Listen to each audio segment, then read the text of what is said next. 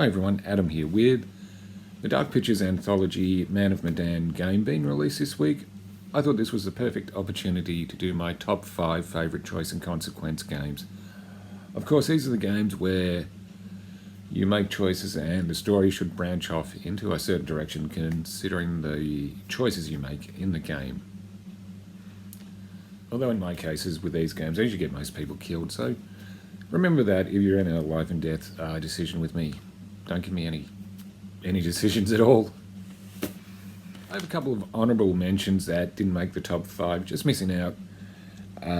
Wolf Among Us, that was quite an interesting story. If you haven't played it, it sounds weird when I describe it, but it's a detective story featuring fairy tale characters with the big bad wolf being the lead detective. And it's just bizarre, but it was very good. But it had things you wouldn't usually see fairy tale characters doing. I mean, it's got murder and some other stuff. It's too bad that Telltale's went out of business because they were going to do a second season, but that's fallen through, unfortunately. Another one that just missed out is Detroit Become Human, which is an amazing looking game, and I did enjoy playing it. I'll have to give it a replay to give it another assessment. I've only played it once. Yeah, so there are my special mentions.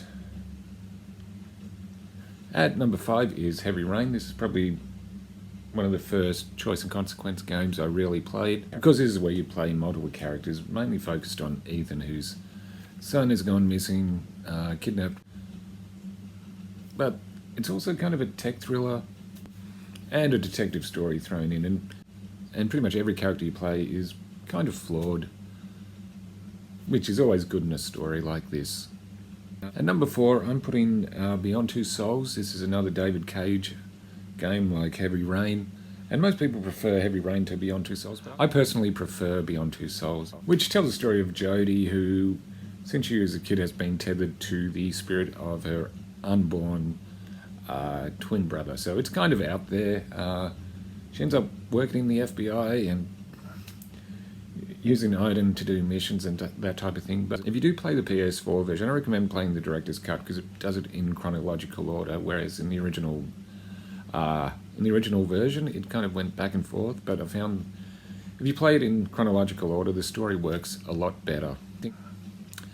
And the good thing is you can decide what type of spirit you're going to make Aiden, which is the spirit's name, whether you're going to make him a malevolent spirit or just a kindly spirit, I guess is the best way to put it.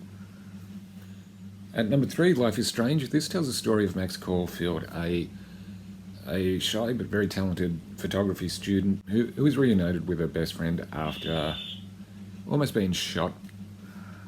She's inexplicably able to rewind time just a little bit. So after being reunited with her friend Chloe, they try to discover what happened to Chloe's friend Rachel Amber, who has gone missing. And the thing about this game, this actually does deal with some topics most other video games wouldn't touch. I don't want to say too much just in case you haven't played it. But I also like the game mechanic where you can rewind your choices. This is the only game in this kind of genre that really does that. There was a prequel which wasn't as good as this. Another standout is the relationship between Max and Chloe. It's just done so well. And that's the thing, Max is probably one of the most likeable characters in a video game, in my opinion, because she's not special. She's just a normal young student in an extraordinary situation. Another good thing is this has a very good indie soundtrack, so if you can find this, try to get the limited edition box set. It comes with a CD and a book. So Life is Strange at number 3.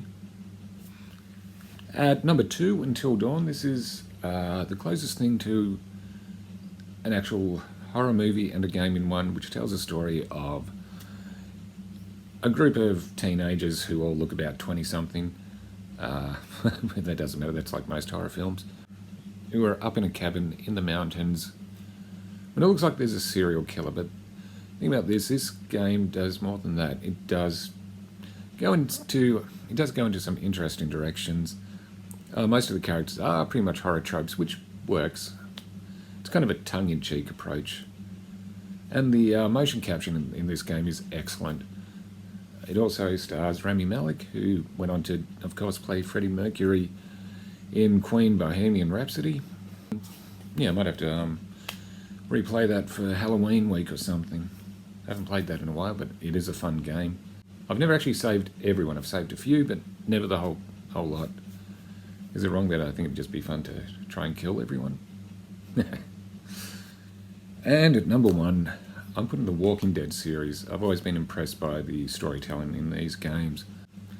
Watching the character growth of Clementine from the first season to the last season has been just so well done. And of course, this was the breakthrough game that made Telltale Games pretty much a household name in the industry, and it's a shame they went out of business, to be honest.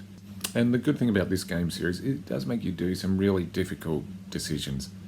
And I can also say, before I played this, I hadn't watched any Walking Dead or read the comics or anything, so even if you don't know that much about The Walking Dead, this still works as a game. You don't need any knowledge of the TV show or the comics. And I am looking forward to getting the definitive edition, which comes out next month, which has all seasons. And it'll be fun to play the whole series back to back, which I'm really looking forward to doing because I don't have season 1 and 2 on the PlayStation 4. So that about wraps it up for this edition of Gamer APB. Okay, I'm Adam, and I'll see you again soon.